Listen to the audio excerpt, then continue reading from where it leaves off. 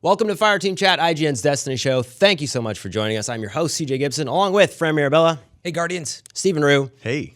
And Destin Legary, Sean Finnegan, away for just today's episode. So we'll make sure to have them back next week. On today's show, talking a little bit about some of the PvP details that landed. Bungie had a live stream showing off a lot of new PvP changes. We're here to discuss some of those things.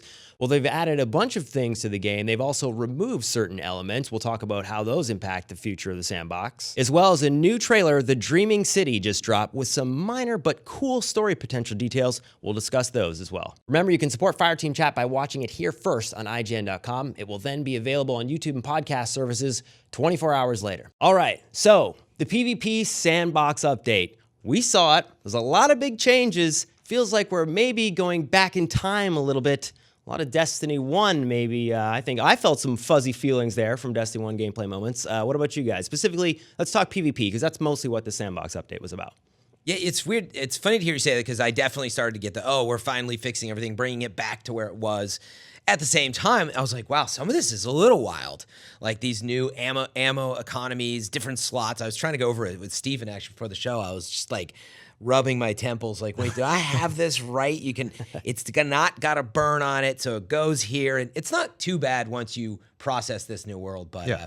At the very least, I'm excited about it. And yeah, it's got some Destiny 1 vibes. Just thinking of Rock and a Fusion in the energy slot, I'm pretty excited about it. Yeah, no, I mean, I think for me as well, too. Now, Steven, we watched it together, actually, during it. There were moments where you and I were like, no way. I think specifically for me, we're going to talk 2 melees and a bunch of other things. What were some major things that stood out for you when you were watching it? Special ammo weapons are back, like Fran was touching on earlier. You spawn with special ammo now, so you can use your favorite guns, such as snipers, shotguns, things like that.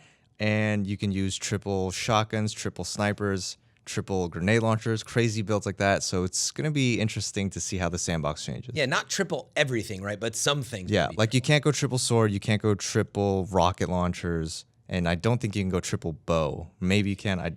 Yeah, I think I don't know if they've confirmed it all, but yeah, it's sort of like some things are going to work, some things will not. Yeah, I mean, they have said, I think, like triple rocket, and there's a few things absolutely 100% will not work. But we were wondering about triple snipers. Now, Luke Smith actually mentioned a tweet, and somebody's tweeting back and forth with him. Steve and I were looking at the actual trailer reveal prior to that, and what did the guy have that was sliding in, the one that we were talking about last week, where it's like, oh, is he taking splash damage? Did he really get hit? So Luke Smith specifically said you can rock a triple shotgun and triple grenade launcher loadout, but he never said snipers. But in the stream, the guy had a sniper in his first slot and a second slot, and we know Whisper of the Worm is a power ammo slot. So technically that's 3 snipers. Yeah, so I mean, you should be able to. So I mean, but then the question becomes, why would you do that? So now we got a little bit of a, reworking on how the ammo economy works. I do like that stuff and how it's labeled. So Steven, again, if you can explain to the people what is now happening, because it is a little bit confusing when you have all these different shotguns or whatever in a bunch of different slots. Yeah, so I was trying to explain to Fran earlier. It's kind of confusing, but once you understand it, it's not confusing at all. Basically, your first slot weapon or your kinetic slot, what it used to be, are weapons that can take special or white ammo, but they don't have any elemental burns. Your second slot are all weapons that can take special or white ammo, but they have to have elemental burns. Must have burn. Yes. Like, for instance, Uriel's Gift has an elemental burn. It can't be in your first slot, but it takes primary ammo. You can have a shotgun that takes special ammo, but with no burn, so it would be in your first slot. Yes. And the big thing I kept bringing up, because we'd played a little bit at E3, and I just, again, we weren't sure, but now I think we know it's not like you can have 2 of the same weapon. And they are designed for these slots effectively. Each weapon has its own slot. Yeah, that was the biggest thing for me to mentally get over. I mean, again, I think we kind of knew, but just like, it's not that you can just put that shotgun anywhere. Yeah. In fact, like, it's funny, I was talking to some people about the Kelos weapons, and I think there's this idea that you can go out, get maybe 3 of those shotties, and just rock them in all slots. But it doesn't seem like that's going to work. No, that is not. Unless they do something to allow that. So yeah, the ammo thing I think is really good. Now that we've actually got a chance to see how it will work in PvP, those are some of my biggest questions at E3, right? Like, okay, this is now a special brick. Is that going to apply to all shotguns? And for the most part, it seems like it did, because when I had shotgun in my primary slot at Gambit, And even there, I'm calling it a primary slot. They're calling it kinetic. Right. Same terminology. Same terminology. And so that's a challenge. I was like, oh, I have a shotgun in my primary. Is that going to take white ammo, the primary bricks? And it doesn't. And for the most part, I think the way they've done it with having a little icon, a badge like that shows up is a really smart way to do it. But we were also noticing like when you die now, you get ammo just coming back to life. Yeah, when you die, you drop green ammo. Yeah. And when you kill someone, they drop green ammo. And you don't have to like hold X or hold F or whatever to pick it up like power ammo. You just walk over it. And every time you walk over a special ammo box, you get 2. Yes. You get 2 rounds. But if you're holding 2 weapons that both take special ammo, it splits. It's 1-1. That's what I was going to say. So imagine you have a kinetic, wait, am I going to say this right? Kinetic slot, Shotgun. energy shotgun. Yes. So no burn in the first slot. The second slot, you do have a burn shotgun. It's got elemental that damage. both take So special they both ammo. take green. 2 shotguns, they both take green. And I have a power ammo shotty. So power is still purple. Right. Yeah. But just to explain it, what happens when I walk over a special ammo brick that you dropped? Each shotgun, besides your power shotgun, gets 1 round. Oh, they each get 1. Yes. Okay. It splits the 2. And when you spawn after dying, you spawn with 2. But if you're rocking 2 like you're talking about previously, it splits. So you'll spawn with 1-1-0. So if I just had a kinetic regular hand cannon that didn't take You'll energy, have your hand cannon and then 2 shotgun rounds. but I would get 2 rounds into my shotgun. Correct. Now, what if I have an energy This is it. kinetic hand cannon in the top slot? Each just get 1. Like, how's that work for a Well, hand cannons are always going to take white ammo. They're they're not going to be any energy. Okay, Yeah. right. Okay, that's like right. auto So rifles, pulse rifles, hand cannons, special bricks are only going to be 2. like shotgun, snipers, fusion rifles. Okay. Yeah. So you're never going to run into a situation like that. So it's interesting, right? Yeah. Yeah. Like since you've played Destiny 1, I would say it's harder for those people who have that memory and history of Destiny 1 because your brain is still trying to adapt to it a little bit. Yeah. So So you're stuck on old ways. That's the thing. It's not sure. like as complicated once you get it, but it's Yeah. shaking this old feel. Yeah. I mean, That's what it is. And that'll be happening a lot. Like there's a bunch of things that we'll have to shake now. 2 melees versus 3. There's a lot of conversation on that. So I mean, Fran, are you excited about getting shoulder charge? Because that's Now, going to be 1 hit with the that's Titan again. 1 hit melee, which is very different than 2. So But that's an ability. That's an ability. So I am okay with the shoulder charge as No. long as it does not revert to what it was when I was complaining about it originally, which was that thing was doing dead stops in dead air or midair and just like taking 90-degree turns. Like it was very OP. They fixed it and brought it back, if you remember, I think even. But anyway, I'm okay with shoulder charge. Well, It just and you there's- can't turn out of midair. There's a cooldown on it now too. So it's not like Destiny 1. You can't use it an unlimited amount of times. So I think that is the nice balance. It's exciting. I mean, yeah, are we talking about the lethality overall anywhere in the show? Yes, for 100%. So that was the next thing. But I mean, what do you feel about this change? Because this is a pretty big change. Steve and I have talked about when you're playing PvP and you're getting in those like 1v2 or whatever close-up matches, the 3 melee system does not feel great up close. And I think 2 melee system, as well as some of these lethality increases, will feel a lot better in the game. What do you think? Yeah, initially, when Destiny 2 first came out and they went from 2 melees to 3 melees, I was not a huge fan. But once I started to get used to it, I could see why they did it. They want to promote gunplay. Yeah. Like in Destiny 1, you just run up to someone or jump over someone, melee, they're dead, move on. And since they're bringing up the lethality of everything, that's why they're going back to the 2 melee. And I can understand why they're doing it. I don't know. If they kept the 3 melee system, I wouldn't have been opposed.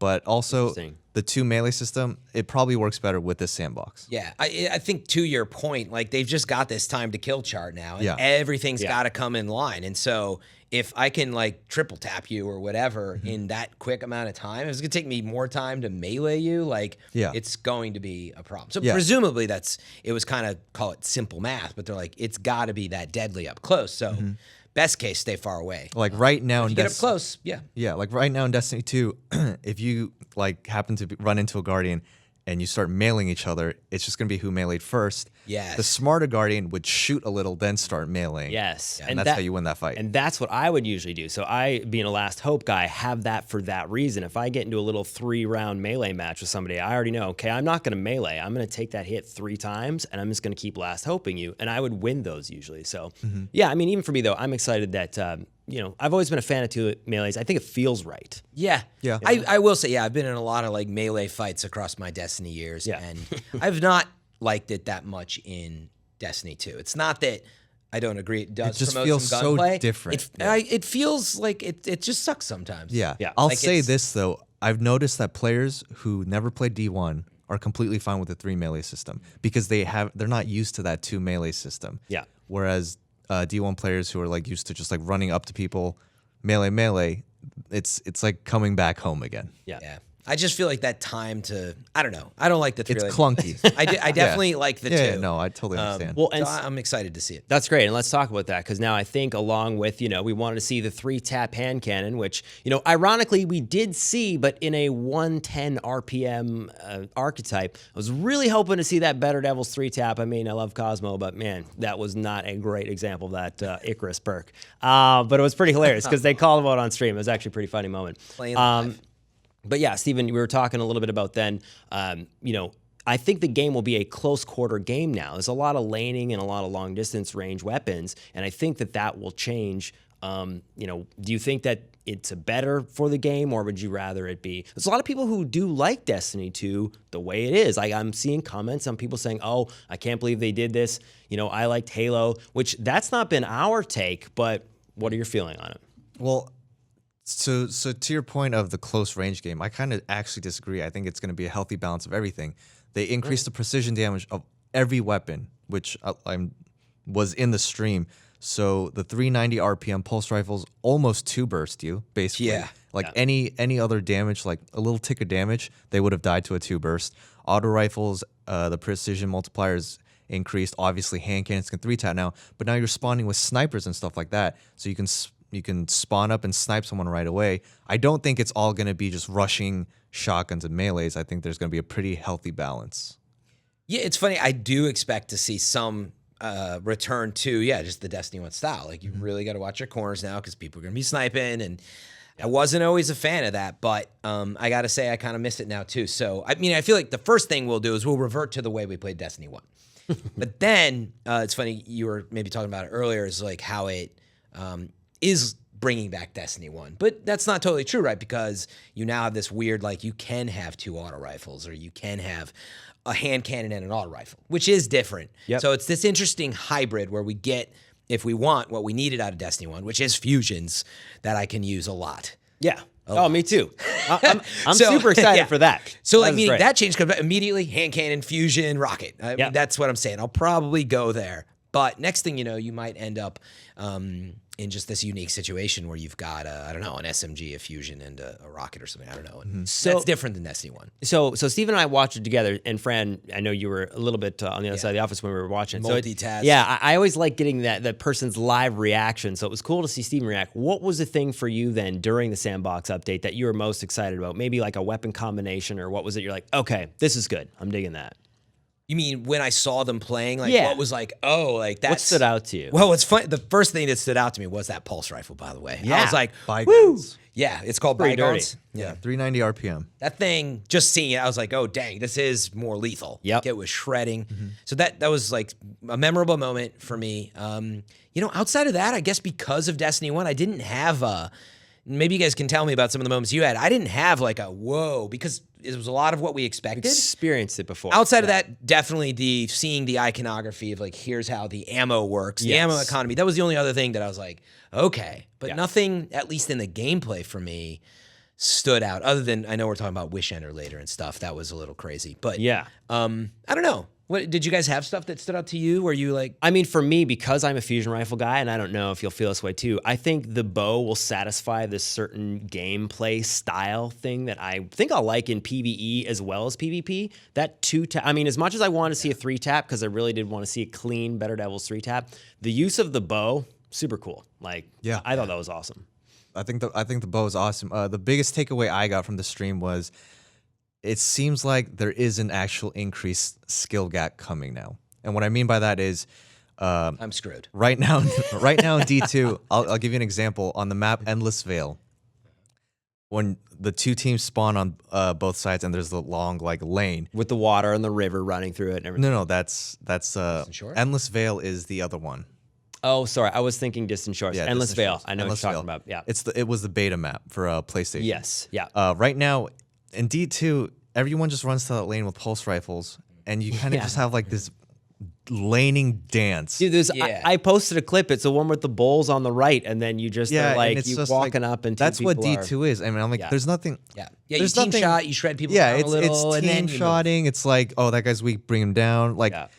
but now it's like you're flanking. You see four people with their backs turned to you. 3 tap the first one, slide and get the shotgun kill. Maybe shade step, pick up the special ammo from the first guy you killed, finish off the other two, and it's just like boom, boom, bomb. boom, or just Yeah. melee the 5th guy, and it's just like quick, fast fights. Yeah. Super excited. I'm really glad that they are incentivizing headshot damage, because when Destiny 2 first came out, I was just like, why would I ever go for 4 headshots with a hand cannon when I could just get the same kill with 2 headshots and 2 bodies? Like, Yep. it's the same time to kill, makes no difference. They're incentivizing headshots now, and they're giving you special ammo for killing teams or for killing players or helping kill players, so you can kind of snowball Yeah. in a sense. So I'm super excited for that. And that was interesting to confirm too. Right, 3 tap is back, has 2 bodies and a headshot. Right, 2 bodies and headshots for the 110 RPM, for the one we saw. Yeah, the slow fire rate, and then for Better Devils, it has to be all 3 headshots. 3 headshots. Yes. That's what we think. So we're not 100% sure. I looked online and there was no concrete okay you can get, because 140 and 150 RPM are different archetype weapons. That's like Better Devils and Midnight Coup. We didn't get a chance to see any of those during the gameplay. They had a 180 RPM weapon, and that was a 4 tap, I think. 180 RPM, I believe, takes 2 headshots and 2 bodies for a kill. And you can, is it mod or masterwork the range now on it? Oh yeah, Potentially. so that's a good segue. That's going to change. Yes. Yeah, that's a good segue into the That wasn't mods. intentional, if that's what. No, it's good. So let's talk about the Better Devils. They showcased a bunch of different perks that you can now roll on your Better Devils. There is more than one Better Devils. So they basically were saying how there was a bunch of different progression that people wanted, and this was a nice way to introduce Masterworks as well as other things, random rolls, and various perks in the weapon. So yeah, again, what was your thought, Fran? Now you can get an infinite amount of Better Devils potentially because the perks look like they can roll in any variation. Yeah, exactly. So they showed what, 3 or so different Better Devils. Yeah, I think they had 3 in there. One with like rangefinder and what was the other stat on that? Explosive rounds, which that's awesome to me. I mean, they were joking like, is that the Better Devils? Is that the best the devil? best devils. And what were some of the other perks that they had in there? Hip fire, moving target, outlaw zen moment. Basically, every perk you can get in a weapon will be random. Yeah. From the sights to the mags to the 2 perks. Right. So wait, that's the perks. Were we going to talk about the mods or the? So there's mods as well in that But too. you want to just focus on the perk stuff right You now? can talk a little bit of both because now there's a combination of all those things. There's a lot of variation and combinations to the weapons. Yeah, do you dig that? Are you excited about that? Yeah, I mean, absolutely. Like, I am excited for weapons that random rolls are coming back, and just some of those old trusty perks that we liked. We saw them coming back. Yeah, but they're also in the form of some mods too. That's why I bring it up. And so for there sure. was, Yeah. Well, why don't you read through some of those? I actually listed each of the different perk breaks down as well as the masterwork and some of the mods. So if you want to, Steven, you can go through some of the perks there. Okay, so like for instance, some of the mods they showed off were like backup mag, increases magazine size, free hand grip, increases accuracy and ready speed while hip firing. Icarus obviously improves accuracy while airborne. Targeting adjuster, weapon gains better target acquisition, which is the hidden hand perk from D1. Radar tuner, which is interesting. This was not a D1 perk because they nerfed the radar in D2. The radar immediately returns when you stop ADSing. Right now, there's a little delay. Delay fade. And that and there's more perks, and there's also PvE perks such as minor spec, major spec, and boss spec, which deals extra damage against low file enemies, powerful enemies, and bosses and vehicles, respectively. I think it's awesome that they have PvE mods as well. Yep. And I like the entire mod system because what they were trying to do is they were trying to think how can our 10th Better Devils be as exciting as the first Better Devils, right? And Deej made the joke. I mean, they are clearly aware that this was a concern from the beginning. And talked about yeah. And the community obviously wanted random rolls back, but they went further and they put the mods in with these legendary weapons. So every time you get a weapon, you also get a random mod, one of these mods. Maybe there's going to be more mods in Forsaken that we don't know about. Yeah. But now when you dismantle a Better Devils, like let's say you got a Better Devils you didn't like, but you like the mod, you can dismantle it and you get that mod back. That's cool. So now you're, in a sense, collecting mods so you as keep well. that same mod doesn't necessarily. And you can give that to a different Better Yes. Devils that you do like. Because right now, when you're trying to configure whatever weapon you want, trying to get the extra stat perk that you're hoping for, you could potentially be investing a ton of master cores on that initial one. I think on the progress tree now, when you're upgrading it, it goes from 1 to 10. It basically is not going to charge you, I think, some of that economy until later on in the actual. Yeah, that was a little. Yeah, I'm not 100% convoluted. sure how that works. Yeah. And we're not 100% sure if all this stuff is final. They even said, like, hey, you know, there's like images and stuff on the screen. These are not like 100% locked in. So there could be some final changes, but it looks like a nice path of progression that I think doesn't penalize you early on from taking too many master cores or anything like that. It's a system that that gives you that moment like, oh, yes, I finally got this gun or I finally got that mod. Yeah, and I think depending on what are some of the attributes for investing into it, I mean, I didn't miss the having to collect shards in the raids and doing all that stuff to level up your weapons. You'd sometimes get a barrier where you just couldn't do it unless you actually did the raids with people. And I think this was a nice way to circumvent that. It's still, like you said, is a nice level up progression path, but it seems like it's gonna be mostly glimmer or things that you can do not related to a specific activity. Again, the solo players that we talk about, sometimes they're not able to do raids. So I think that was some of the reason why they got rid of, Ascended shards and things like that, that were barriers to upgrading weapons in Destiny 1. They still might have that for raid weapons. This is just Maybe. legendary weapons in general. Yeah. Yeah. Yeah. Yeah, the thing I was trying to still wrap my head around though, so if like Icarus and the version of Hidden Hand and Counterbalance are now mods, and I just save them up, how does that work? Like, so they're not perks, those items anymore. No, like, they are mods. Icarus is no longer a perk. Hidden Hand, target, what's it called? Adjuster. Yeah. Why do they rename this stuff, man? Like, maybe it's a know. little different, but I'm like, just call it. I know. Now it's funny. I say instead of Firefly, I do say Dragonfly now, but Gotcha. very confusing. Yeah. Man, if it's basically the same. Anyway, so wait, Counterbalance, Icarus, Target Adjuster are not. They're random, but then once you have the mod, you can transfer around. So in other words, Yes. like, are we going to have the feeling that we had with, say, like a perfect IS Luna, so to speak, a god roll? Or are they meeting us in between? Is that what's going on, do you think? Well, so for the random roll part, you're still grinding for that perfect roll. Like, let's say you Right. want rangefinder and explosive rounds, right? But then you take a step further and like now you have to go, oh, I got to grind more weapons to get that mod I want. So it fits the narrative of spending more time playing the game, and it also fits the narrative of how you want to play. You can customize that. For instance, I was telling CJ uses a controller where where aim assist matters more than a mouse and keyboard, correct? So maybe controller users would prefer Hidden Hand over maybe like a stability perk that mouse and keyboard users want to use.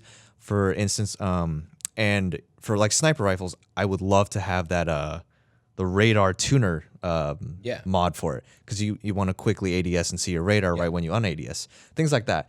And you can also have like a PvE loadout with these PvE mods. Yeah, totally. No, I mean, I think I like where they're going. I was just kind of asking, like, is it going to be easier to get the God roll now? Because there's a couple things you can just hold on to. I've got some counterbalance, but we don't know how frequently they drop and Well, that's the thing. other things like that. I think the God roll chase is still there within the context of when the actual weapon rolls with whatever perks that it's on. And then from there, you can further make the weapon your own. And I think a lot of that's going to tailor to what type of activity you want to play. I think if you play PvE or PvP, maybe you'll have a weapon of both depending on what activity you like and what weapon you want to play with that activity. So I said this at the start of D2. In D2, you get legendary engrams all the time. You get loot all the time. Basically, when you finish the campaign, you almost have every weapon that you kind of want, right? With that drop rate, along with random rolls, I've always said that would have been maybe not a perfect system, but it would have been a better system. In D1, they had random rolls, but you couldn't have access to as many drops and rewards. So it felt like a really tedious grind. Whereas in D1 or D2, it feels like they just handed out like candy. Once you got a better Devils, you're done, right? Yeah. Now that you get Crucible engrams and legendary engrams basically all the time, you can chase god rolls more frequently. Yeah, and to your other point earlier too, you might just be chasing a counterbalance mod. And so you might get some gun you don't care about with the counterbalance mod. And you're like playing a public heroic, which I'm doing right now. It's driving me nuts for this green armor. But anyway, I have no point to do it right now, really. Yeah. But now you might be in a situation where, I got my counterbalance mod. Now I can finish my god roll. So yeah, maybe we'll feel like that need to check your drops a lot more. Yeah. Oh, yeah, It does feel like it is going to be that now. So. Yeah, and I think overall it was really good. So moving on to sort of the next topic, which flows in line with that, is that, what are some of the things that are now going to be removed that people enjoy? And there was a conversation online between a Twitter user by the name of, I think it's Sleep Debt, who's asking, hey guys, the stream was great, changes look incredible, elemental damage wasn't addressed, will we still be able to change elements, or is it a part of the roll drop now? At which point Josh Hamrick actually ended up replying, yes, the functionality is being removed. So Stephen, we were talking about that. That is definitely something now that you were hoping would stay in the game, and it's being removed. So that changes how people, I think, play the game. Because I actually like that, where you could have various different arc and elemental damage types with the weapon. So, Well, to clarify more, once Forsaken comes out, collections will come out. right. And those rolls, random rolls cannot be obtained from collections. So if you have a Uriel's Gift and you sharded it already and you want to go back and get it in your collections, it will always be tap the trigger, high caliber rounds, and will always be maybe solar. Like they haven't said what it will be, but it will always be solar. And I think we knew that potentially all the things were going to stay, all the perks would stay the same. Yes. But because the mod system incorporated being able to mod it in Void and elemental Solar, damage. elemental damage, we would assume that, okay, that was just going to stick around. Yeah, I was just trying to use the example you used earlier, which is you might already have 3 different Uriel's Gift already just with different mods in it. So you can use Solar, Arc, or Void. What's going to happen now, though, is do they just like reset to all Solar or something? So I believe you have to already have the gun and you have to put the mod on and then you have to keep it throughout. Oh, so it might keep the mod that you have on it. It will keep the elemental, I believe. Oh, really? But see, that's where things are like coming together. But so it yeah. implies though that, let me use a different example. I don't have 3 Silicon Aromas from the Nightfall. Yes, okay? exactly. Awesome sniper. I love being able to use that gun and change it from Void to whatever just for the quest. And that's an awesome thing to be able to do. It sounds like that could be going away. It is going away. I know. And I completely agree with you. And I'm not a fan of this change at all. I think it's a step backwards, especially since the whole narrative is play how you want to play. Yeah. I love using the EP shotgun, for example. Yeah. Oh, yeah. If the Nightfall is Void heavy or Solar heavy or Arc heavy, I will change the mod in my EP shotgun. Now you cannot do that.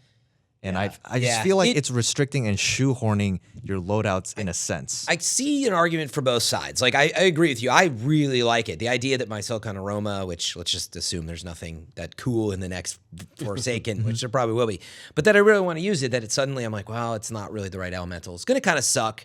But I could see the argument for going back to the D1 style. Like, you trying to get away from using the same weapons all the time. Yeah. Like, you have to put away some of your weapons sometimes. Be like, well, I can't use this amazing, rocket because it's just dark. I got to use this other one. And it does change your play style. I see, to your point, I see the arguments for both sides. Like, maybe a scout rifle that only drops in solar, they want you to use it for solar activities, but why can't I just use my Uriel's Gift for solar? Like, look at one quick last example, Fatebringer. Well, right? I was just about to bring There it Fatebringer is. up. Like, that's the one. And then in year 3, when they brought it back as only an exotic, it was still under the ramification of, that's taking up that slot. So they could control what it was. But that's a great example. Like, we all loved Fatebringer. You probably used it anyway because it was so good, but it was Arc, right? Yep. So if it was solar, you just wouldn't use it. And there's some merit to it. Crota's Word, Void, and so on. So I have these fond memories of elemental only. When you think Fatebringer, you think Arc. Yeah, so I don't know. Maybe we just got to go try it again. But I agree. I'm concerned. I mean,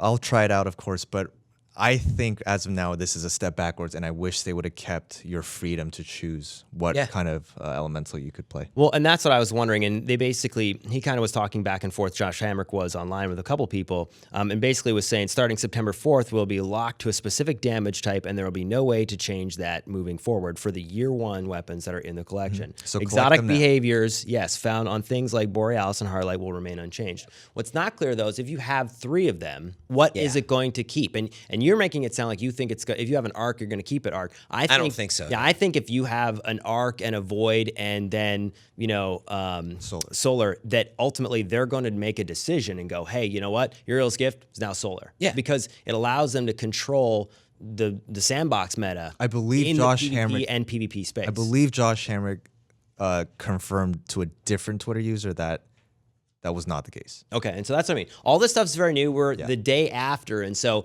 this is some of what I love about these streams and reveals. There's always this exploration. There's a bunch of people tweeting. They're doing great at, I think, trying to answer as many questions as possible. But it does, is as many questions as that stream answered, there's now 50 million more that we're addressing and that people are asking. Basically, so it's basically, if you only have one copy of a weapon you like, choose your favorite element now. And hope for the best. And hope for the best. Yeah. Good point. Disclaimer, like you keep saying. Yes. We recorded this days early. So if some of this has been answered already, well, now you know why we seem confused. But it's just I mean, and that's the thing. Even Destin was tweeting out there, I guess I'll stock up on the guns I like now and give them the damage modifiers I like. Right.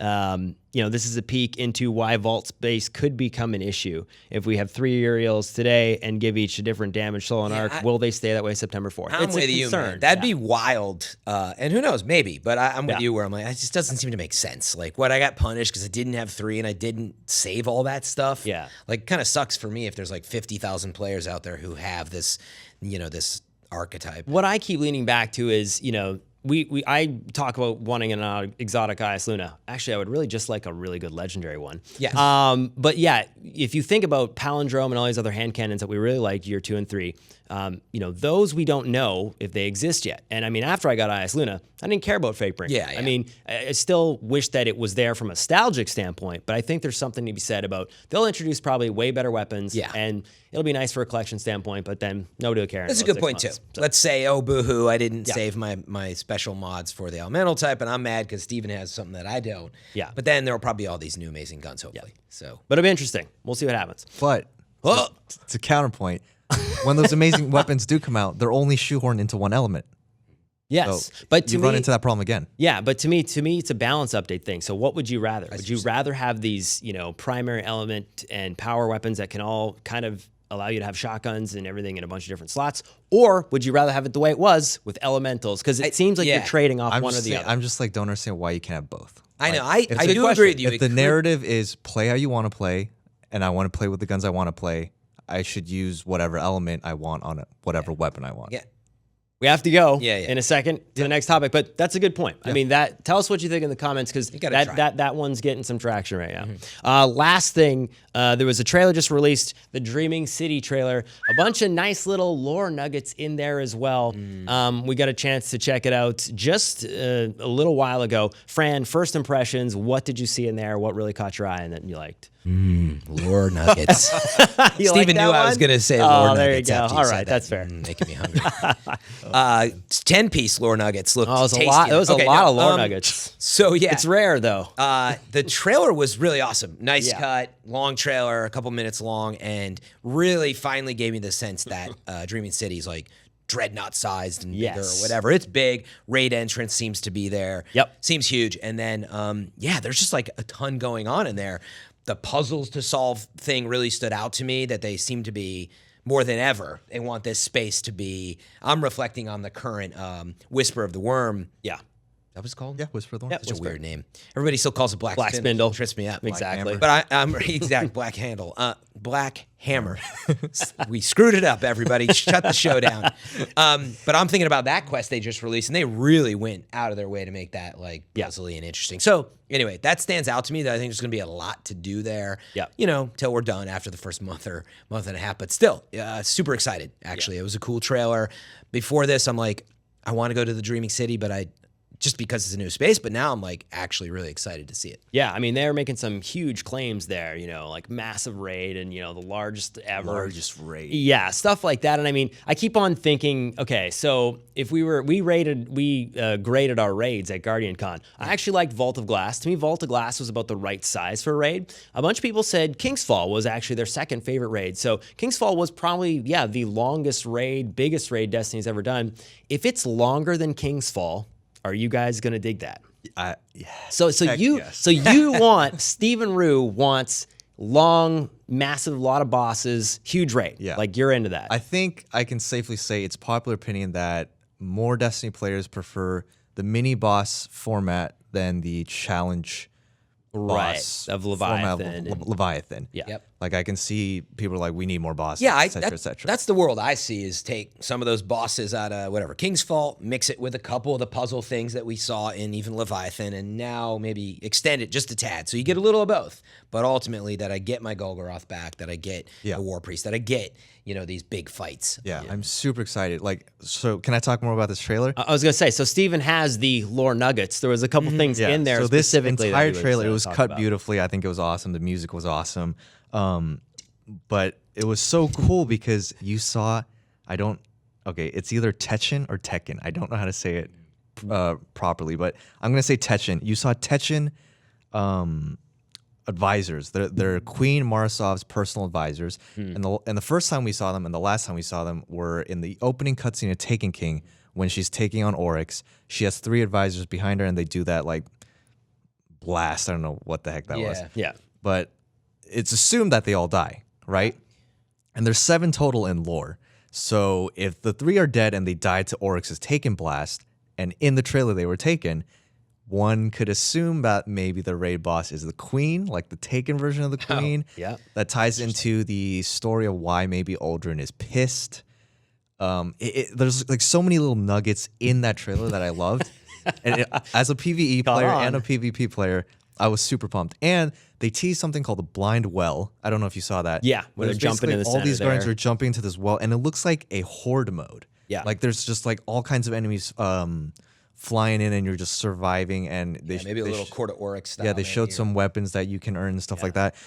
It's just, to me, it just seems so cool, that entire like landscape, like the Lord of the Rings kind of landscape. Yeah. Yeah. I'm super pumped for it. I think that's for me too. Like, I think one of the things about the first couple raids, I like that they were incorporated kind of in zones of Destiny 1 so that you actually got to them, from a place you saw before, versus Destiny 2 is mostly you flew to Leviathan. It was disconnected from the You could entire kind of space. see it in like in the sky. In the distance. Yeah. But it was kind of disconnected. Yeah, I think Axis was the only raid where there was not a social hub that you were able to explore prior to getting into the raid. Like with the Axis raid, you just landed. Taken King, Dark Below, Atheon all had moments from basically a patrol zone that you launched into the raid from there. You guys think that'll happen? Well, Kingsfall did it? Yeah, the Kingsfall was the opening, and basically it was a part in the Dreadnought. Like you actually Man, did I it. am so blanking Yeah. out on I was like, Kingsfall. wait, didn't you just drop in the Kingsfall? No, 100%. There's a moment basically where you're doing the challenges. This is where Court of Oryx was. God, I gotta Yeah, and then you go behind, and there's like Because portals like and- Crota's End, obviously you jump into Vault of Glass, Yeah. you drive through. Game Informer did do their monthly coverage of D2, and I read a little bit. I didn't want to get spoiled, but Same. after the campaign, I believe you go to the Dreaming City, Yeah. and you do some 3-man Fireteam events to unlock the Dreaming City, and then that's where the end game appears. So that's what I'm excited about. I'm excited for this campaign, and we've talked about this multiple times, where I think you feel an attachment to the Dark Below and Taken King because they hyped up a baddie, a boss fight within those campaigns, and you felt like they were connected to the actual story. That feels like that's what the Dreaming City is going to be. So I'm super excited. Yeah. Do I still expect you to scan an item with the ghost and kill 5 waves? Yes, I do. Do I expect Just to get started. weird, cheesy lines? Yes, I do. But I do think that this campaign will be the best one that we've seen in Destiny history yet. And I think the Steven. Dreaming City will give us at least, I'm going to say maybe a month worth of new content. Like every reset, a new riddle will appear. Gotcha. New secret quest. So like timed events the way this. And like, I don't know worm about you mission guys, is. but I remember when Vault of Glass first came out, I spent hours in there just looking for things. Like I would check every corner, and I feel like the Dreaming City has the potential to be like that again. Yeah. sets us up for that expectation. I'm hoping that too, because they said like they said riddled with puzzles and stuff. Yeah, They really seem to be leaning And lore. riddled with Lore nuggets. Lore nuggets for you to find everywhere.